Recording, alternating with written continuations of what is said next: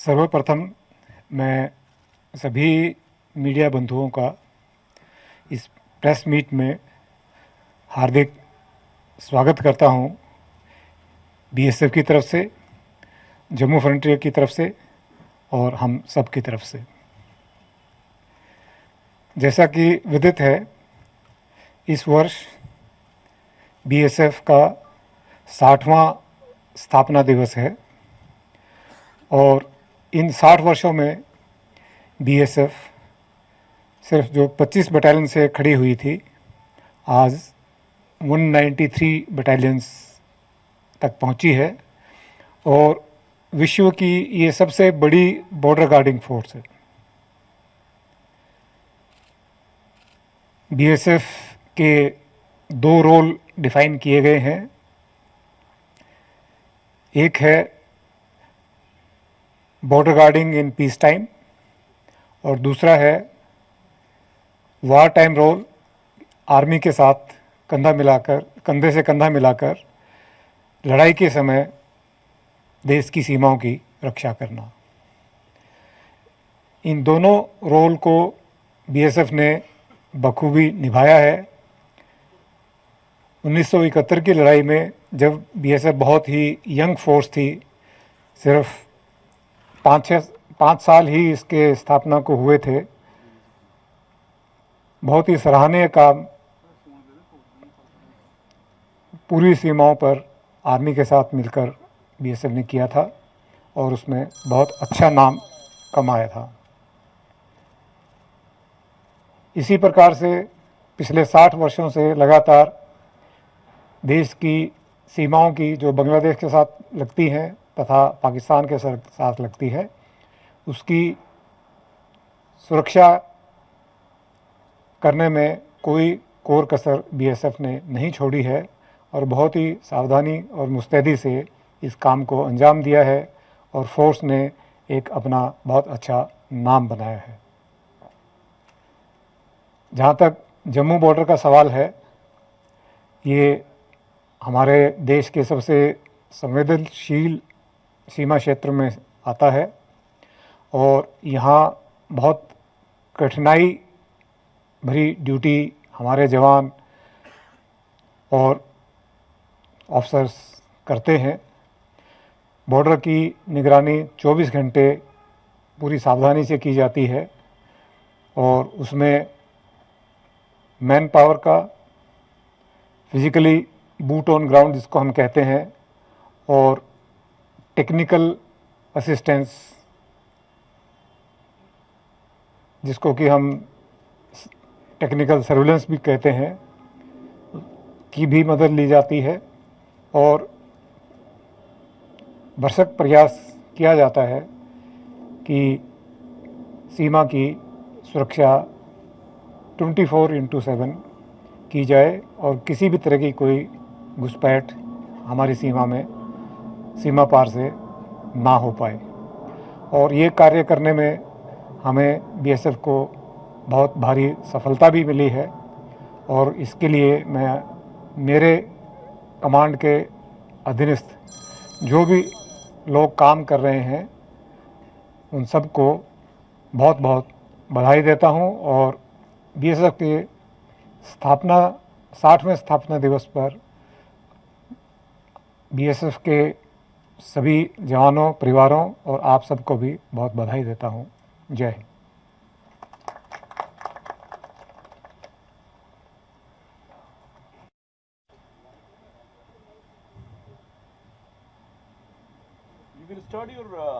Hello.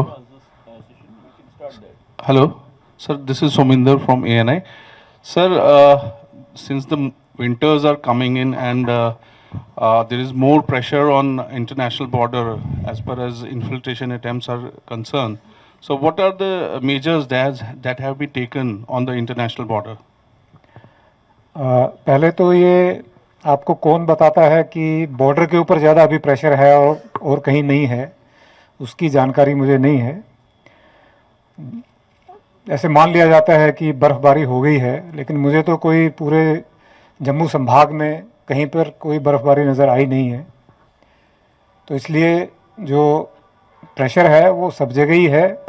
और हमारे जो जम्मू संभाग की जैसे लाइन ऑफ कंट्रोल है उस पर ऐसी कोई ख़ास बर्फबारी होती नहीं है कि जो एक डेटरेंट बने कि वहाँ पर प्रेशर नहीं है या नहीं होगा। जहाँ तक सीमा की बात है और फॉग की और सर्दी की बात है, ये कोई नया इस साल होने वाली प्रक्रिया नहीं है, हर साल होती है और उसके उपाय हर साल हम करते हैं और उसमें दक्षता हासिल कर ली गई है कि फॉग के समय में किस प्रकार से ड्यूटी करनी है, किन उपकरणों का इस्तेमाल करना है, किस तरह की टैक्टिक्स अपनानी है, उसके ऊपर हर साल कार्रवाई की जाती है। और ये क्योंकि कोई नई प्रक्रिया नया फिनोमेना नहीं है तो इसे हमें ज़्यादा परेशान होने की आवश्यकता नहीं है। सीमा को सुरक्षित रखा जाएगा और मुस्तैदी से रखा जाएगा। सर मेरा नाम रमन है, मैं इंडिया डेली न्यूज़ चैनल से हूँ।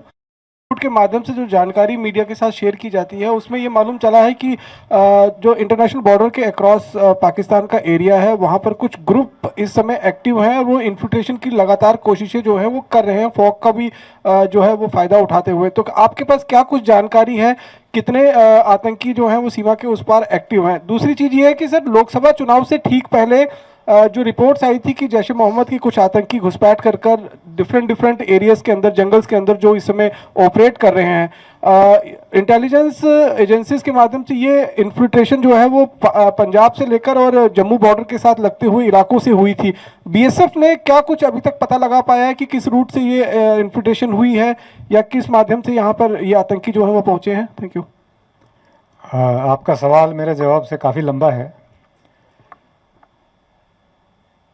जो कुछ भी अगर हुआ था तो उसकी आज तक हमें किसी ने कोई जानकारी नहीं दी है कि किस स्थान से और या कैसे हुआ था।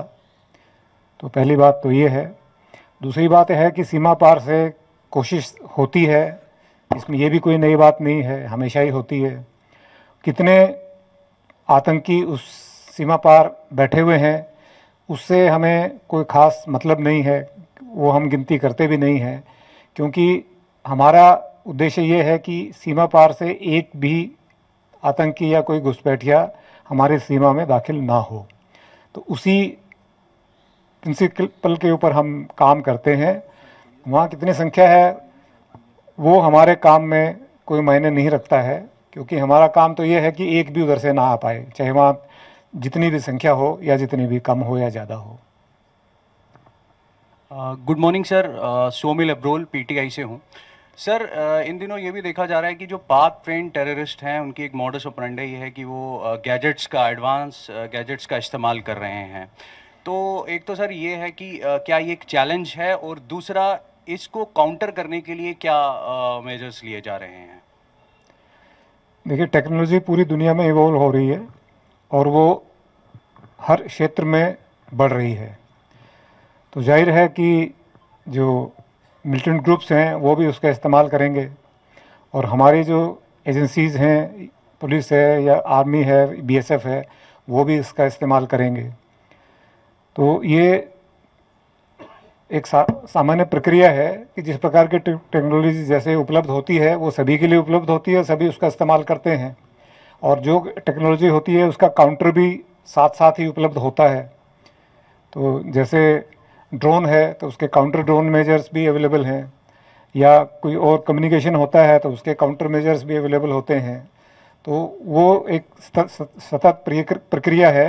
अगर वहाँ कुछ अपग्रेडेशन होता है तो हमारे यहाँ भी अपग्रेडेशन होता है और वो सभी जगह होता है। उसमें ज़्यादा चिंता की बात नहीं होती, क्योंकि ये अपग्रेडेशन एक सामान्य प्रक्रिया है। अगर कोई भी नई चीज़ उपलब्ध होती है तो वो हमारे लिए भी उपलब्ध होती है, तो हम उसका इस्तेमाल करते हैं।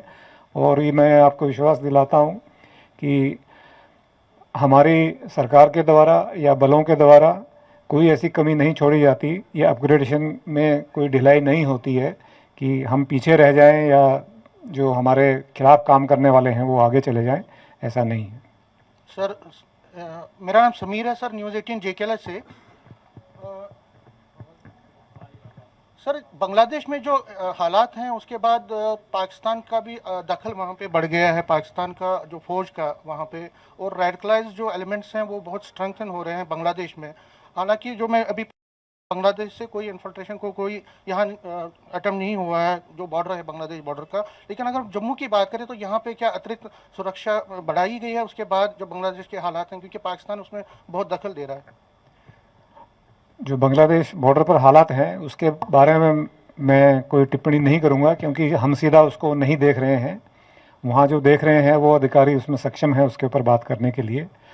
जहाँ तक जम्मू बॉर्डर का सवाल है, बांग्लादेश में कुछ हो ना हो, जम्मू बॉर्डर हमेशा ही सेंसिटिव रहा है और उसी को मद्देनज़र रखते हुए हम यहाँ पर जो सुरक्षा की निगरानी है उसको चौकस रखते हैं और बढ़ाते भी हैं।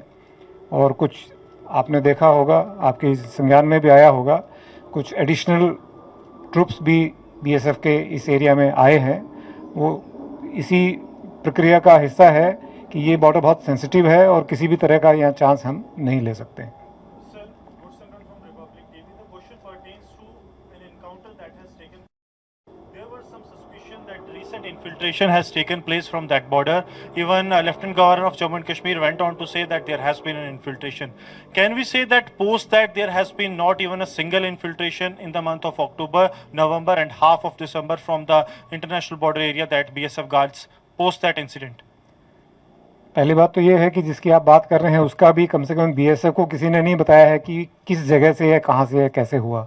दूसरा, अगर उसके बाद में आपके पास भी कोई जानकारी नहीं है तो इसका मतलब वो बात ठीक ही है कि उसके बाद में कोई घुसपैठ कम से कम बॉर्डर से नहीं हुई है। नमस्कार सर, सुनील आज तक से। सर, अभी हाल फिलहाल में अगर हम देखें तो यहाँ अगर जम्मू संभाग की बात करें तो जो यहाँ पर रोहिंग्या रह रहे हैं या बांग्लादेशी रह रहे हैं अवैध तौर पर, उन पर काफ़ी निगरानी की जा रही है और जम्मू पुलिस ने उस पर एक्शन भी लिया है। जहाँ तक बीएसएफ की बात है सर, क्या आपके नोटिस में ऐसा है कि जो अंतर्राष्ट्रीय सीमा है जम्मू संभाग में, चाहे कठुआ जिला हो, सांबा हो या जम्मू जिला, इस अंतर्राष्ट्रीय सीमा के आसपास क्या कोई रोहिंग्या पहुंचे? क्या वो वहां रहते हैं सीमा के पास? बांग्लादेशी जो अवैध तौर पर यहाँ रह रहे हैं, रोहिंग्या जो अवैध तौर पर रह रहे हैं, क्या अंतर्राष्ट्रीय सीमा के पास ये रह रहे हैं क्या? और बीएसएफ इन पर कैसी निगरानी कर रही है अगर ऐसा है? सीमा के आसपास में रोहिंग्या के होने की कोई सूचना हमारे पास अभी तक नहीं है और पूरे इलाके में निगरानी अपने तौर पर रखी जाती है। बीएसएफ के द्वारा भी रखी जाती है, बाकी से भी एजेंसीज है उनके द्वारा भी रखी जाती है। और जो बॉर्डर के पीछे का इलाका है मेनली उसमें पुलिस का अहम रोल है, तो वो भी उसके ऊपर निगरानी रखते हैं। तो बीएसएफ के पास ऐसा कोई संज्ञान नहीं है कि बॉर्डर के बिल्कुल पास में कोई रोहिंग्याओं की बस्ती है, ऐसा कुछ है। सर, ऐसा कोई इंसिडेंट हुआ है? एक इसी से जुड़ा हुआ एक प्रश्न है कि ऐसा कोई इंसिडेंट हुआ है कि जब बीएसएफ को ये बात सामने आई है कि कोई रोहिंग्या यहाँ से अंतर्राष्ट्रीय सीमा पार कर कर पाकिस्तान जा रहा है, ऐसा कोई इंसिडेंट हुआ या बांग्लादेशी जा रहा हो, ऐसा कोई इंसिडेंट आपकी नोटिस में आया? नहीं, ऐसा कोई इंसिडेंट इस सीमा पर कम से कम नहीं है। सर, ये जो साल बीता है, थोड़ा सा डाटा आपसे चाहूँगा, कितनी इन्फिल्ट्रेशन बिड्स जो है वो इंटरनेशनल बॉर्डर से हुई है? क्योंकि पिछले साल में मुझे याद है कि आपने कहा था कि 2023 में कोई भी इन्फिल्ट्रेशन बिड जो है वो यहाँ से नहीं हुई और जो हुई है वो आपने जो है फाइल की है। दूसरा सवाल ये है सर, जब बॉर्डर के इलाके हैं, चाहे वो जम्मू हो, कठुआ हो या सांबा हो, वहाँ पर सर जो खेत हैं उन खेतों में आजकल काम करने के लिए बहुत से ऐसे लोग आते हैं जो जम्मू कश्मीर के नहीं हैं, जो बाहर से यहाँ आ रहे हैं और एज मजदूर वहाँ पर काम कर रहे हैं। तो सर वो कितना बड़ा आप थ्रेट मानते हैं, क्योंकि वो बिल्कुल इंटरनेशनल बॉर्डर से सटे हुए इलाकों में है और उनकी कोई आइडेंटिफिकेशन या वेरिफिकेशन अब तक नहीं हुई है? नहीं, वो आपको ऐसा लगता होगा कि वेरिफिकेशन नहीं हुई है। वो सभी जगह जो खुफिया तंत्र हैं या पुलिस है वो उस काम को लगातार करते रहते हैं और जिसके पास भी जो इस प्रकार के लोग काम करने आते हैं वो उनको भी ड्यूटी दी गई है कि वो इन्फॉर्म करें कि वो कौन लोग हैं, कहाँ से आए हैं और उनका वेरिफिकेशन पुलिस से कराएं। तो इस प्रकार की कोई स्थिति नहीं है कि बॉर्डर के ऊपर कोई अनआइडेंटिफाइड लोग घूम रहे हैं और जिसका किसी को पता नहीं है, तो ऐसी स्थिति नहीं है। देखिए, जो भी जिसने भी कोशिश की है अंदर आने की उसको मार गिराया गया है। वो आपको पता है कि कितने इंसिडेंट इस प्रकार के हुए हैं और उसके अलावा कोशिश हम उसको तभी मानेंगे जब कोई भारतीय सीमा में पैर रखने की कोशिश करता है। पाकिस्तान में बैठे बैठे अपने मन में कोई कितनी बार भी सोचे कि मुझे इन्फिल्ट्रेशन करनी है, जब तक हमारी सीमा में वो दाखिल होने की कोशिश नहीं करता तो उसको हम उसके बारे में कुछ बयान नहीं दे सकते। हाल के दिनों में हमने देखा जो M4 कार्बाइन जो है वो मिली है। तो ऐसे में इसको कितना बड़ा थ्रेट मानते हैं, क्योंकि आपके लोग भी बॉर्डर पे गश्त करते हैं, बॉर्डर पे आपके जो पिकेट्स हैं वो भी वहां रहती हैं, M4 को कितना बड़ा थ्रेट मानते हैं सर? कोई थ्रेट नहीं है, सभी हथियार एक ही जैसे होते हैं, सभी से में ट्रैक्टर दबता है, गोली चलती है, वो हथियार कोई भी हो। ये एक हाइप है कि M4 है कि विदेश में बनी है तो बहुत ही अच्छी होगी। हमारे पास भी उससे बहुत अच्छे इंडियन मेड हथियार हैं और उससे भी और अच्छी उसकी कार्य प्रणाली है। तो ये M4 है क्योंकि विदेश में बनी हुई एक कार्बाइन है, तो वो कोई अलग काम करती है ऐसा नहीं है। उसमें भी सिस्टम वही है, मैगजीन है, उसमें गोलियां डलती हैं, ट्रैगर दबता है, सामने बैरल से गोली निकलती है, सभी हथियार में यही काम होता है। तो ऐसी कोई थ्रेट नहीं है, क्योंकि उस आज की तारीख में वो भारत नहीं है जो हमारे पास बहुत ही पुराने ज़माने के हथियार होते थे। अभी नई टेक्नोलॉजी के नए हथियार, भारत में निर्मित हथियार बहुत अच्छे अच्छे हमारे पास हैं। सर, रवि खजूरिया, हिंदुस्तान टाइम्स से एक सवाल करना चाहूँगा आपसे। सर, अभी आपने बताया कि हाल फिलहाल में जो इन्फिल्ट्रेशन हुई है, जो रिपोर्टेड हुई है, उसके बाद बीएसएफ ने कदम लिए हैं और एडिशनल डिप्लॉयमेंट की है। हमें याद है कि बीएसएफ ने स्मार्ट फेंस के 2 पायलट प्रोजेक्ट्स जो हैं वो इम्प्लीमेंट किए थे इंटरनेशनल बॉर्डर पे, हमने रिपोर्ट किया था। मैं ये जानना चाहूँगा कि जो टेक्नोलॉजिकल इंटरवेंशंस हैं, क्या वो स्मार्ट फेंस जो है बाकी जगहों पे भी एक्सपैंड की जा रही है या टेक्नोलॉजी का सहारा लिया जा रहा है, particularly in reference to smart fence? उसके 2 पायलट प्रोजेक्ट आपके ऑलरेडी आईबी पे लग चुके हैं, इसको एक्सपैंड किया गया है? और जो टेक्निकल सर्विलेंस है वो लगभग पूरे बॉर्डर पे है, जम्मू बॉर्डर पर, और बाकी भी देश की सीमाओं पर उसको एक्सपेंड किया जा रहा है। और बहुत ही जल्द आने वाले समय में पूरे जो सीमा क्षेत्र हैं वो फिजिकल तथा टेक्नोलॉजिकल सर्विलेंस के अंडर में होंगे। सर, पंकज शर्मा, न्यूज़ 24 से। सर, जो उस पार इलाका है सियालकोट का, शकरगढ़ का, हेडमराला है, दूसरे जो इलाके हैं, क्या वहां पर ट्रेनिंग कैंप चल रहे हैं, लॉन्चिंग पैड एक्टिव है? कोई जानकारी शेयर करना चाहेंगे? दूसरा, जैसे आप बता रहे हैं कि बॉर्डर पे सब ठीक है, तो सबसे बड़ी चुनौती इस समय बीएसएफ के सामने क्या है बॉर्डर पे? बीएसएफ के सामने सिर्फ एक ही चुनौती होती है, एक भी घुसपैठ पूरे साल भर में साल दर साल नहीं होने देना। उसी प्रिंसिपल पर हम काम करते हैं और उसके लिए मैं समझता हूँ हम एकदम बिल्कुल सक्षम है।